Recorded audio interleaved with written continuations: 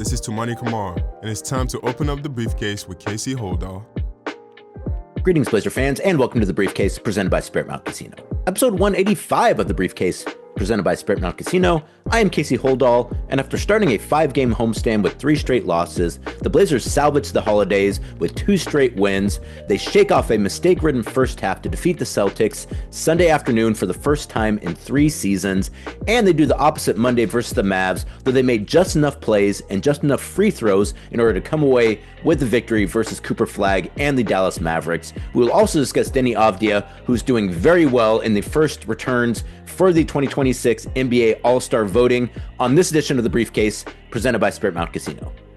The Trailblazers entered a 5-game homestand, having won 3 games straight. They beat the Warriors and they won back-to-back games versus the Kings, both in Portland and in Sacramento. So they come into this 5-game homestand on a 3-game winning streak. And even though they're playing some very good teams on this homestand, you feel like, hey, maybe they figured a few things out. They haven't gotten any players back healthy, but it seems like the guys who are able to play have kind of developed a good rhythm. So you go into this 5-game homestand, feeling pretty optimistic about it. Fortunately, it doesn't start the way you'd like for it to go. Trailblazers end up losing the first 3 games of that homestand. They lose to the Detroit Pistons and the Orlando Magic in back-to-back games in a very similar fashion. Get off to kind of a bad start, have to fight their way back into the game, end up making it a game in the fourth quarter, even take the lead in the fourth quarter of both those games before going on to lose both those games. They lose to the Pistons 110-102, then they lose to the Orlando Magic 110-106. Then they have a couple days off for the Christmas holiday, get back to work versus an LA Clippers team that has vastly improved, a team that's much better than their record, and they showed it versus the Trailblazers the day after Christmas, beating the Trailblazers 119-103 in that game. Kind of a flip in that game from the losses to the Pistons and the Magic. The Blazers get off to a very good start, actually take a double-digit lead, I believe, in the first quarter. Fortunately, as the game goes on, the Clippers make more and more progress. Second half especially, both James Harden and Kawhi Leonard kind of take the game over. Both those guys getting to the foul line quite a bit in that game. Clippers end up pulling away from the Trailblazers, as I mentioned, 119-103 in the third game of that homestand. So then on Sunday, facing the Boston Celtics, it's the team I think you probably fear the most on this homestand. And with the way the first 3 games went, I think you probably go into that game on Sunday feeling like your chances, not slim, but not exactly great either. And the Blazers also missing a number of players in that game as well. Jerami Grant still out. Robert Williams III not playing both games of back-to-back, so he sat out the first game of the back-to-back versus the Boston Celtics. But that one didn't matter. The Trailblazers finally get off the schneid, finally get their first win of the homestand by defeating the Boston Celtics 114-108 Sunday afternoon at Moda Center. First time in their last 6 tries of beating the Boston Celtics. Blazers hadn't bested the Celtics since, I believe, January of 2022. So the Blazers going and getting that game, though once again, didn't feel like they necessarily got into the game the way that you would necessarily figure they were going to get a win in that one. Turned the ball over so many times. There are a couple reoccurring things for this Trailblazers team that, they're issues that if they could just get those things squared away, and every team's going to have ups and downs, but if they could get some of that stuff squared away, they'd be in a much better shape. Free throw shooting, one of those things. They did not shoot free throws well versus the Boston Celtics Sunday afternoon. I believe they shot less than 60% from the free throw line in that game. They've lost a number of games this year almost exclusively because of free throw shooting. So that's something they really need to get figured out. The other thing, it's a bit more understandable because of the personnel they're playing with, or the lack of personnel, I guess I should say they're playing with. Turnovers have been an issue for this Trailblazers team, which doesn't really surprise you because they're playing without a point guard right now, and you could even argue they're playing without a guard kind of period. And so you understand, particularly when Deni Avdija, who's doing a fantastic job, but is right now your point guard, you're going to have more turnovers in a situation like that. Trailblazers in that game versus the Celtics turned the ball over so many times. I believe 16 first half turnovers for the Trailblazers, resulting, I believe, in somewhere around 20 points for the Boston Celtics. So if that had continued, you assume the Trailblazers' chances of getting that game would have been next to impossible, but that did not continue. The Trailblazers only committing 4 turnovers in the second half, a very clean second half for the Trailblazers to come away with, as I mentioned, the 114-108 victory versus the Boston Celtics. Celtics in front of 17,949 fans at Moda Center on Sunday afternoon to get the first win of that 5-game homestand. The Trailblazers did a number of good things in the first half of that game. They shot nearly 50% from the field, and they dominated the boards on both sides of the ball. Donovan Clingan had a fantastic game, and they did a great job of sharing the ball. 13 assists on 21 makes. That's a very good sign for your team. That means the ball is moving. That means they're sharing the ball. That means they're getting offense from a number of different players, which is incredibly important for this team. But those two areas, turnovers and free throw shooting, really hurt the Trailblazers in the first half of that game. They had to figure out a way to also slow down Jaylen Brown, who was just named the Eastern Conference Player of the Week, has been having a fantastic season, has been on a great run as of late as well. I believe hitting 30 points in his last 5 or 6 straight games. He had 27 points in the first half on 11 and 16 shooting from the field in just under 20 first half minutes. Blazers are turning the ball over too much, and Jaylen Brown is absolutely operating on the other end. Trailblazers had to figure out a way to stop both of those things, and they did in the second half Sunday afternoon. As I mentioned, they turned the ball over just 4 times. A lot of the turnovers they had in that first half were they weren't even forced turnovers. They were unforced. They were, I wouldn't say lazy turnovers, but definitely turnovers that were a symptom of just not being as locked in as you needed to be, not necessarily because of what the Celtics were doing. I mean, the Celtics obviously have a part in some of that, but some of those turnovers were just hard to kind of place them on anything other than guys just not putting the proper amount of focus that they needed to have on the court. So they were able to put those to bed, and then they were able to slow down Jaylen Brown in the second half. Great individual defense by Toumani Camara, Shaedon Sharpe, but also the Trailblazers employing more double teams in the second half to slow down Jaylen Brown. He had just 10 points on 3 of 8 shooting in the second half, and he had more turnovers, 4, than he had field goals, 3, in the third and fourth quarters combined. So that was really important for the Trailblazers to be able to get that win. So with Brown in check and with the turnovers in check, the Blazers were able to take advantage of Donovan Clingan's size advantage. A fantastic game for Donovan Clingan in that one of his best games of his career on both sides of the ball. He had a great offensive rebound, put back, and one late in the fourth quarter that kind of sealed the game for the Trailblazers in the waning moments of that game. And they got a strong second half from both Toumani Camara and Caleb Love to come away with that victory. One of the best victories of the season for the Trailblazers thus far, defeating the Celtics. Shaedon Sharpe in that game, 26 points on 10 of 20 shooting from the field, 5 of 8 shooting from 3, 5 rebounds, an assist, and a steal in 31 minutes for Shaedon Sharpe.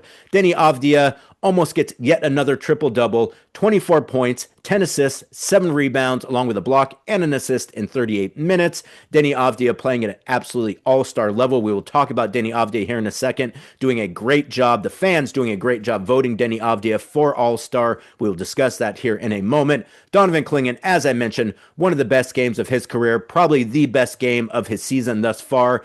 8 of 10 from the field, 18 points, 18 rebounds in 33 minutes. I believe that Donovan had the third most double-doubles in the month of December. Donovan, I believe, is averaging a double-double right now in his second season, and it really feels like, after he had that little leg contusion, that he's really started to make some progress. Really liking what we're seeing out of Donovan Clingan, and as someone else pointed out, and I thought it was a very good point, maybe the most impressive stat line for Donovan Clingan in that game was the 33 minutes that he played, staying out of foul trouble. He's got the fitness to play extended minutes, particularly versus a Celtics team that, has some very good bigs, but they're not really traditional kind of big back to the basket centers like Donovan Clingan, though I also should say Donovan's 3-point shot has been great as of late as well. So Donovan Clingan doing a fantastic job, really cementing himself as an important part of this team going forward. Toumani Camara also had a fantastic game. It's been kind of an up and down season thus far for Toumani. Feels to me, though, like he's starting to put things together a little bit. 14 of his 20 points in the second half last night, while also adding 4 rebounds, 3 assists, and a steal in 35 minutes. And as I mentioned, Caleb Love, a great Caleb Love game. It seems like, I wouldn't say every time the Trailblazers win, but very often when they win, Caleb Love has a good game off the bench, and I don't think that's any kind of surprise, particularly with the amount of players the Blazers are missing right now. To have a guy like Caleb Love at the guard position come in and get some buckets for this Trailblazer team really goes a long way towards papering over some of the issues this team has in terms of their personnel right now. Caleb Love in that game goes 6 of 14 from the field for 18 points to go with 3 assists and 2 steals in 28 minutes off the bench. So a fantastic game for the Trailblazers. As I mentioned, not only does that break a 3 3-game losing streak at home. Not only does that get them their first win of a 5-game homestand, that was game 4 of the homestand. You would have liked to have at least gone better than 500 homestand. Not really a possibility when you lose 3 games. In fact, not really. It's a mathematical impossibility after you lose the first 3 games. But getting that game versus the Celtics, I think, goes a long way to make you feel better about this homestand going into the game versus the Dallas Mavericks. So a great game for the Trailblazers. A great indicator, too, that I think of your Portland's coaching staff. You look at that game versus the Celtics, and it's a really good way to teach the team, like, hey guys, if we just do a few things better, we can give ourselves a chance to win against some of the better teams in the NBA. The stuff that we're doing on a night-to-night basis, a lot of times, we're behind the 8 ball because of our injuries. We know that we're going to have a hard time on a night-to-night basis because we're so thin particularly at the guard position, but we're just thin, period. But if we can do some things that we can control a little bit better, if we can not turn the ball over as much, if we could just play a little more connected defense, we can give ourselves a chance. If we could just hit some free throws, if we cannot miss clutch free throws, we will give ourselves a much better chance to win. And those are things that we can do that are completely outside of what our opponent is doing as well. Those are things that Blazers can control. I mean, a really good defensive team is going to force you to turn the ball over. That's going to happen. But you can manage the unforced turnovers. A really good team is going to do a good job of defending you without fouling, but when you do get to the foul line, there is nothing your opponent can do to stop you from hitting free throws. That is your responsibility, your ability. If you're able to do those things, we're going to put ourselves on a much better footing going into some of these games that we're losing by, 3, 4, 5 points in the fourth quarter. So a really good game for the Trailblazers, one, just to get that win, to break that losing streak versus the Celtics, and also a chance to really kind of teach the team, hey, if we just do a few things better, we are always going to give ourselves a chance to win. We might not win on a night-to-night basis. We might not win every single game. We're not going to win every single game. But if we do a few things, a few small things just a bit better, we're going to give ourselves a much better chance of competing on a night-to-night basis. Well, after defeating the Celtics on Sunday, the Trailblazers get right back to it Monday night in a nationally televised game versus the Dallas Mavericks, NBC and Peacock. 7:30 start time for that one. Thankfully, they're not doing those 8 p.m. start times. It's just too late to start games, particularly when you're playing a team that is in the Midwest time zone. That's a 10 o'clock start time for folks that are trying to watch back in Dallas. That's no fair. So thankfully, they moved that back at least another half hour. The Trailblazers able to get that win, 125-122 Monday night at Moda Center in a game where the Blazers looked fantastic in the first half. Waned a bit in the second half, as we've seen from time to time throughout the years, but they did enough to get that victory. The Trailblazers score 42 points in the first quarter and go up by as many as 13, and then go up by as many as 17 in the second quarter before taking a 75-63 lead into the half. Once again, this is the second night of a back-to-back for the Trailblazers. Granted, it was an afternoon game on Sunday, but still, the Mavericks were in Portland hanging out. Trailblazers were playing versus the Celtics on Sunday. So the fact they got off to such a great start, a really good sign. You don't assume a lead like that is necessarily going to last. You also don't assume that the team is going to score 40-plus points in every quarter. And sure enough, the lead didn't last. Mavericks outscored the Blazers by 8 in the third quarter and cut what was a 17-point lead to 4 going into the fourth quarter. It was at that point that Monday's game started to feel a lot to me like the last game versus the Mavericks in Dallas, a game where the Blazers had a significant lead in the first half. The Mavs chip away, rally to force overtime, and then come away with the win in overtime.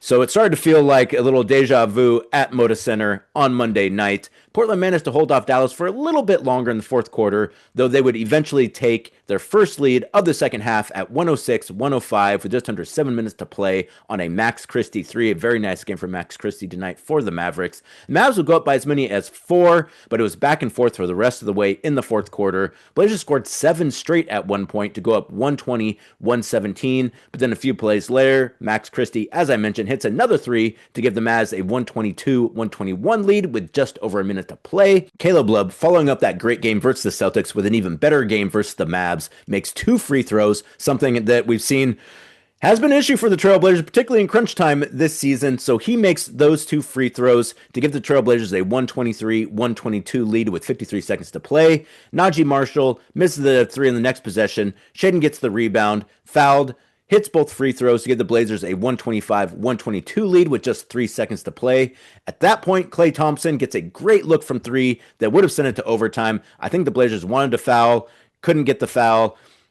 Oftentimes that is the case, though Thiago said after the game that they couldn't foul, or I don't know exactly what the case was, but either way, they didn't foul. Klay Thompson gets a great look from the corner three. We've seen Klay hit that shot over and over and over again in the league, and also versus the Trailblazers. Fortunately, that one did not go down. Maybe the first time that Klay Thompson didn't hit a shot like that versus the Trailblazers when he had a good look at it. Trailblazers avoid the come from behind victory to get that win, to improve to 2-3 in those 5 games on that homestand. Deni Avdija came close to yet another triple-double versus the Mavs, posting 27 points on 9 and 18 shooting from the field, 11 assists, 9 rebounds, 2 steals in 39 minutes. Actually, they initially gave the rebound that Shaedon got late in the game to Deni, making us think that he got his triple-double. They reviewed it. That was Shaedon's rebound. Deni ends up 1 rebound short of a triple-double, but still a fantastic game for Deni Avdija. Shaedon Sharpe, 24 points, including a breakaway windmill dunk, one of the best in-game dunks you're going to see, even on a fast break. 5 rebounds, 5 assists, and a steal in 33 minutes for Shaedon Sharpe. Caleb Love, as I mentioned, another fantastic game. He also scores 24 points, with 12 of those coming in the fourth quarter. They don't win that game without Caleb Love's offense in the fourth quarter, competing on defense as well. He ends up with, as I mentioned, 24 points, 3 rebounds, 2 assists in 34 minutes. Donovan Clingan facing the son of his mom's former teammate at University of Maine, Cooper Flagg. Donovan gets another double-double, 18 points, 11 assists. Raon Repair had a very nice game as well. Toumani Camara, both of those players finished with 9 points. Trailblazers now 14 and 19 overall and 7 and 9 at Moda Center this season. So having a little momentum going into this 3-game road trip by winning those 2 games. Now they're off to face Oklahoma City on New Year's Eve. Then they have New Year's Day off before a back-to-back versus the Pelicans and the Spurs before heading back home to have yet another homestand. On Monday, the NBA announced the first returns for 2026 NBA All-Star voting, and Deni Avdija coming in 7th among all players in the Western Conference with 606,299 votes. Deni Avdija 7th in the first round of returns. He's right behind Anthony Edwards, who has 650,085 votes. And then there's quite a bit of a jump up to next Victor Wembanyama with over 769,000 votes. So Deni Avdija right there in 7th and above players like Kevin Durant, LeBron James, Austin Reeves. So Deni Avdija, fans doing a great job voting for Deni Avdija, absolutely deserving to make his first All-Star team this season. As you're probably aware, and as we've talked about on the briefcase, NBA doing a little something different this year for the NBA All-Star game. There's going to be 2 teams of players from the United States and then 1 international team. They'll play a round robin. The team that comes out on top wins some kind of prize, I think. Still 12 players from each conference, but they're going to put the teams together. It'll be based off of international players and then 2 U.S. teams. What you need to know is you've done a fantastic job voting for Deni Avdija for 2026 NBA All-Star. Continue to do that. He is absolutely deserving this year. So let's run down some of Deni's superlatives this season. He is averaging 25.5 points on 47% shooting from the field, 36% shooting from 3, and 80% shooting from the line, 7.1 rebounds, and 6.8 assists in 35.1 minutes per game. What's more, he's played in every single game for the Trailblazers this season. Toumani Camara is the only other Trailblazer who has played